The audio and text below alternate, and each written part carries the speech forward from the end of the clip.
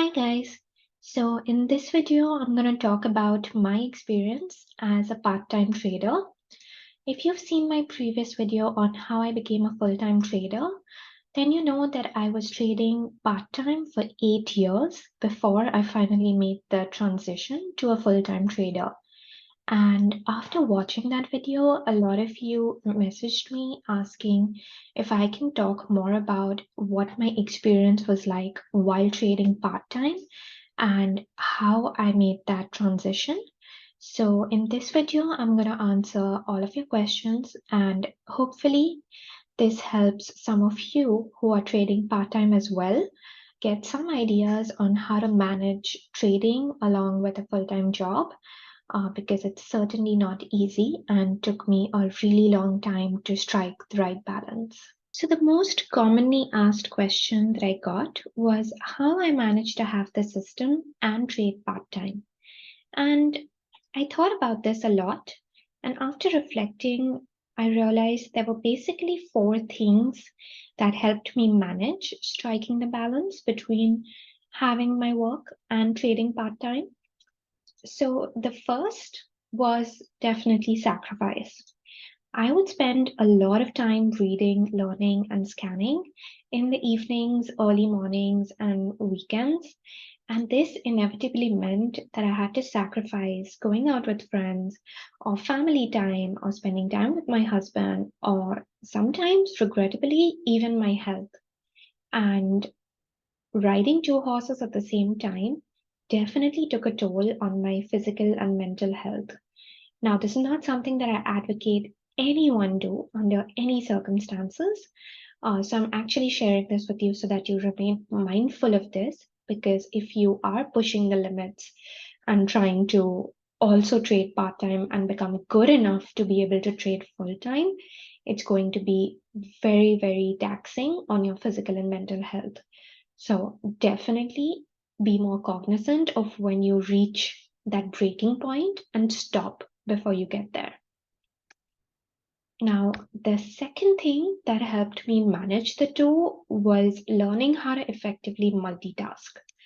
So, for example, while I was working full time, there would be a lot of dead time when I was commuting on the train, going back and forth to work, or I was even getting ready in the morning. And during these dead periods of time, I would just put on a video or listen to a podcast or an audiobook and use that time for learning. And this is something that I continue to do to date, even as a full-time trader. Life is still very busy, and on the weekends, while I'm doing mundane tasks like cooking or cleaning, I'll usually put on an audiobook or a podcast and listen to it while I'm doing these tasks. And it's not necessarily always trading, it could be a lot of mindset or psychology or philosophy, just general stuff that I'm interested in. So that helps me grow overall as a person and keep learning and keep improving. So this is something that definitely I recommend you do for the rest of your life. Okay, the third thing that helped me manage both was rescheduling my work in a very clever way. So if you want to get experience as a part-time trader of what it's really like trading, you have to be present during market hours. You have to be able to watch the market and have time to put on trades. So the only way you can create that time is if you're able to reschedule your work so that you get those critical periods of market open and market close free. So what I did was I would schedule my classes after 10:30. That would give me an hour of checking the market at the open. And in fact, there was an entire year that I was able to get away with just taking classes in the evening from 6 to 9. And that gave me the flexibility of watching the markets and trading the markets right from open till close, and also a good sense of what life would be like as a full-time trader. Now, I know this is not something that everyone might have the privilege to do all the time. And even for me, this was just very brief periods of 1 to 2 years where I was able to do this. But if you are more senior in your work and have a bit more agency over managing, controlling your own time, then this is something you can definitely work around. And even if it requires a bit of negotiation or pushing, it's worth doing, because only that real screen time is going to give you the true experience of what full-time trading would be like. Now, the fourth thing that really helped me manage these four things was just making a lot of financial sacrifices. So when I came to the US 13 years ago, I came in with $0. And I didn't have a trading account, much less even expenses to go out shopping. So it took a long time for me to build enough capital to be able to get over the pattern day trader rule, which requires a minimum balance of $25,000 in my account. Um, in fact, it took me the better part of a decade to get there. And during this time, you can either give up or complain or just continue to paper trade. And that's what I did. If you create an account on IBKR, which I believe is free, they actually just let you paper trade. And there's a lot of websites that let you do this. And this is pretty close to what real trading would look like. And it's actually a great way to get started because it takes a lot of the stress of putting real dollars on the line off. And especially in your beginning years where you're still trying to scrape penny after penny to put together that initial account, losing even $5 or $10 on a trade used to be devastating for me. In this case, paper trading helps a lot because it helps you take the emotions out and just focus on the process. So if you do want to become a full-time trader and you are serious about building that capital base to the point where you can sustain trading and living off of it, you are going to have to make financial sacrifices and penny pinch and save. Unless you're one of the lucky trust fund kids or grew up with a huge inheritance, which I didn't. So make those sacrifices. Ask yourself what's more important, the Louis Vuitton bag today or like the freedom and ability to pursue your dreams tomorrow. And whatever purchases they are, weigh it against your ultimate goals. Just ask yourself what's more important. And in my case, every time I did that, it was a very clear answer. I wanted to first be able to do what I love. And so every financial sacrifice was worth it. In fact, till date, my husband and I have not bought a house simply because the down payment would eat up into our trading capital, and I would not be able to trade full time if we did so. So we still live in a rented house and we do not own or even rent a car. And there are a lot of financial sacrifices that we make for me to be able to keep trading full time. So this is something you might have to do for a while, even once you go full time, depending on your financial situation. Another great question that I got was from Anurag Kamath, who asked, is there a particular trading style that I would recommend for a part-time trader? And this is a great question. And I wish I had known this a lot sooner in my journey as a part-time trader. Because for a couple of years in the middle, I dabbled with day trading. And it is just not possible to be a day trader if you have a full-time taxing job. Now, day trading requires you to be on the screen all day. It requires you to have 100% focus and attention on the charts. And it requires you to be in and out of trades very, very quickly, sometimes within minutes. At least in the kind of job that I was in, it was not possible to do this. And despite trying for a few years, I just plain sucked at it.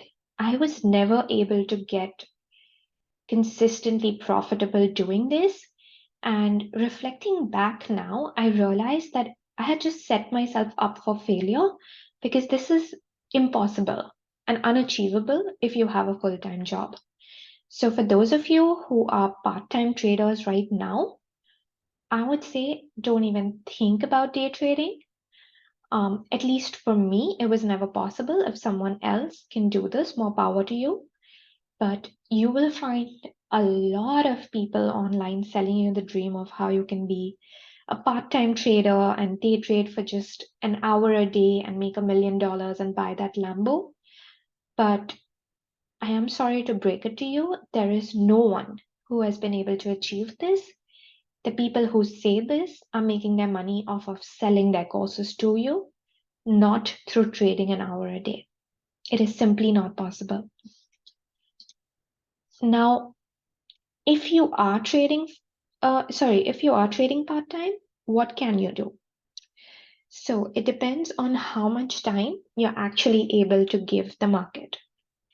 If you're someone who can give an hour or two every day in the evenings to do your scanning and your preparation for the next day, then swing trading is something that you can do.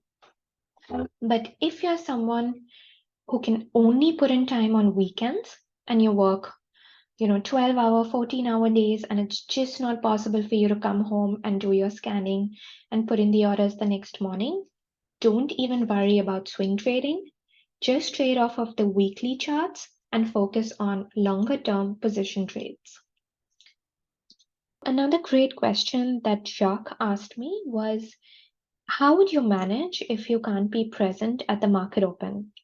And this is a great question because if you're a breakout trader like me, then most of your entries are going to be taken at the market open. And if you can't be in front of your screens or your brokerage account at 9:30 or 9:45, then that's going to require a significant change in your strategy or your process. So there were a couple of things that I did because for several years during the 8 years of my part-time trading, I was actually not able to be there at the market open for various different reasons. So one of the things that you could do is just plan extra before the market opens. And by that, I mean having your Excel sheet ready where you have a list of 10 to 20 stocks that you're going to be looking at that day and what the trigger price would be for you to enter that stock, where you would put your stop loss, and what the position sizes would be. And you can then put buy stop orders at the price where you want to take that stock. So say, for example, I'm watching a stock Apple, and if it goes above $100, then I want to take a position in it. So I would just put a buy stop order at 100.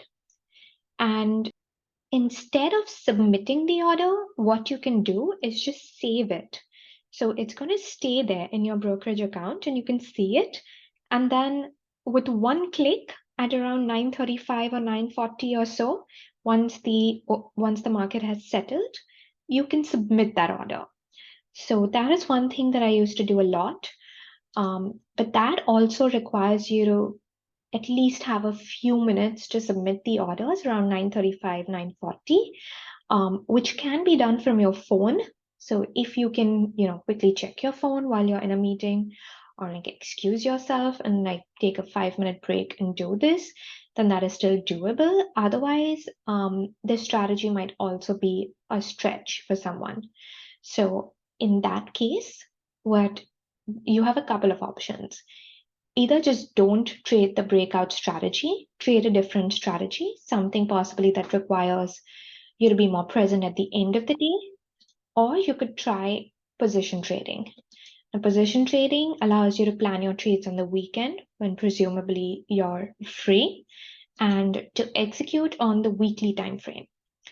And since the weekly time frame is a lot slower, your trades, you're not required to be there every morning at the open. You can simply submit your buy stop orders and let them sit there in your brokerage account. You don't even need to submit them after the market opens or worry about the volatility at the market open.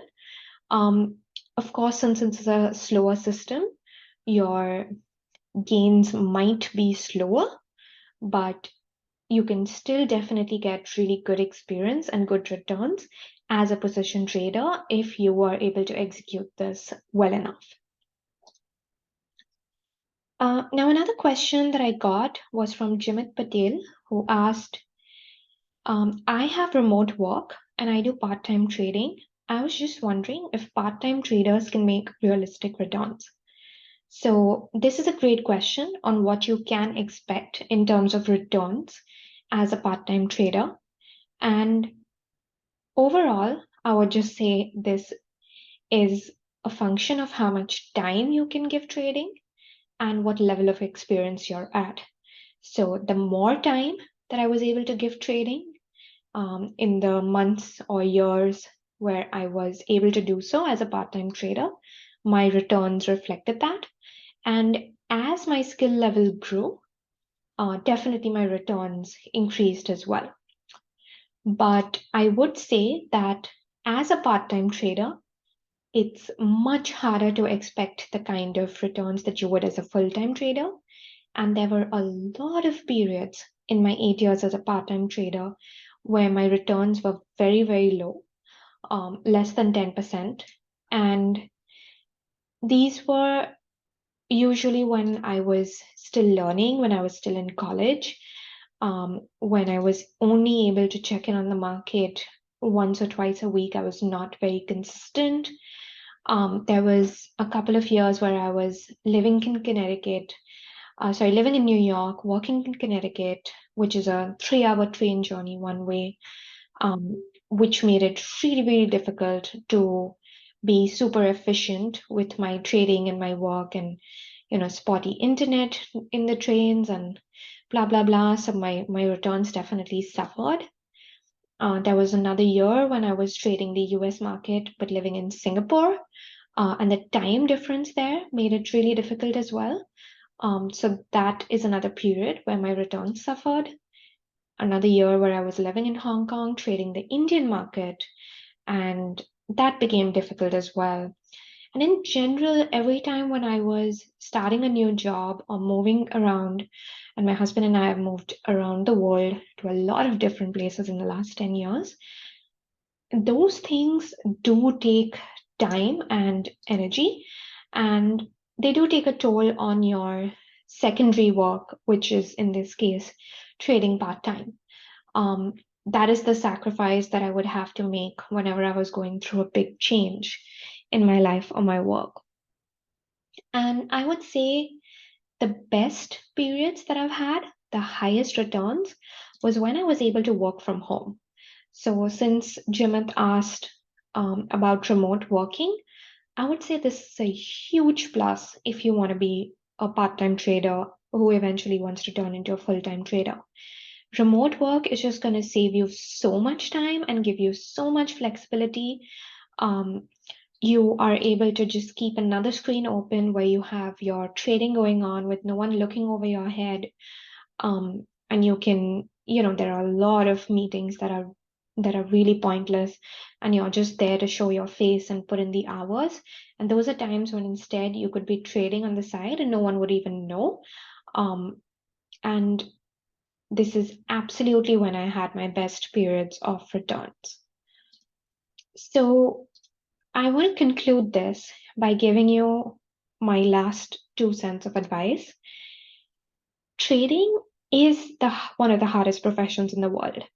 And the reason I say this is because you are competing with the smartest people and the computers and the algos and the trillion-dollar funds all on a level playing field. There is no concessions for anyone, and there is no favoritism, right? It's a pure meritocracy, and you're competing with the best and the smartest and the biggest. So unless you are fully committed to it, simply don't do it. A half-hearted effort into learning trading is just not going to work here. Especially as a part-time trader where you're just putting in 1 hour while people have dedicated their whole life and careers to this and have 20 computers working at them for this, you are not going to beat them.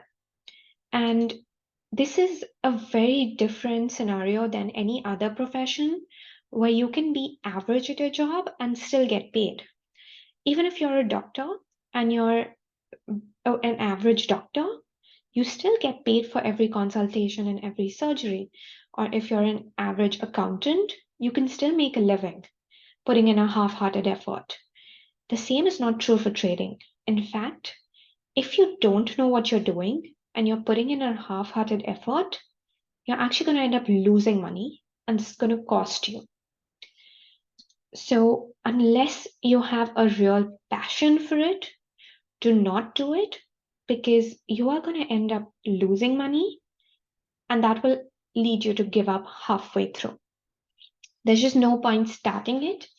I can't tell you the amount of people who come up to me and tell me, oh, wow, I would love to be a trader. Can you tell me how to be a trader?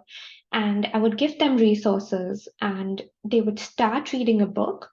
And the second day they would think, oh, yeah, they're going to be the greatest trader in the world. And this is it. This is what they want to do. And by the fourth day, they've given up because they don't see that quick, easy money and they realize there is a lot more to this. It's going to take them time and effort. It's a steep learning curve. And because they don't have the passion and the commitment, they just drop out after 3 or 4 days. And in your case, it might be 3 or 4 weeks or months or even years. But honestly, if you're not going to go all the way, there's just no point starting this journey because there's no rewards for mediocrity. And the last thing I would say is unless you have the attitude of I will either make it as a trader or die trying, probably just don't try. There's a lot of different jobs and part-time businesses that you can do, which reward you for just on a per hour basis or for even a half good effort, and you don't have to be in the best in the world to make money at it. And probably those are some things that you might want to consider. This is a job where it's a winner takes all, and only those who know what they're doing and are really good at it and have put in the years and years of hard work and commitment and have not given up are going to make money at the expense of all the amateurs and the newbies. So I hope that this video has been helpful. I don't mean to discourage anyone, but the last thing I want to do is sell you false hopes and fantasies. So that's why I give you just the blunt truth based on my personal experience. Let me know if you have more questions or there's anything else you would like me to make a video on that might clarify this a bit more. But to all the part-time traders out there, there is definitely a way for you to make it, but it's a difficult road. And be sure whether you want to walk down this road. Thank you.